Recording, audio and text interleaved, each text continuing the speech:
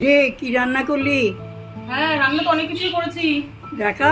হ্যাঁ, প্রথমেই দেখো, এই যে গরম গরম সাদা ভাত, সাথে আছে নোটের শাক ভাজা, রসুন ফোড়ন দিয়ে নোটের শাক ভাজা করেছি। ইলিশ মাছের লেজগুলোকে ভাজা করেছি, আর সাথে একটু তেলও তুলেছি। তেল দিয়ে ইলিশ মাছের লেজ ভাজা খাবো। করেছি আজকে লোটে মাছগুলো গোটা গোটা রেখেই করেছি। লাউ পাতায় ইলিশ পাতুরি করেছি। প্রথমে মাছটাকে মশলা মশলা দিয়ে মাখিয়ে পাতার মধ্যে দিয়ে তারপরে ঢাকা দিয়ে তেলে নিবু আজে ভেজেছি। লাউ পাতায় করেছি ইলিশ পাতুরিটা আজকে লাউ পাতা। সব শেষে আছে কাঁকরোল দিয়ে ইলিশের একটা পাতলা ঝোল।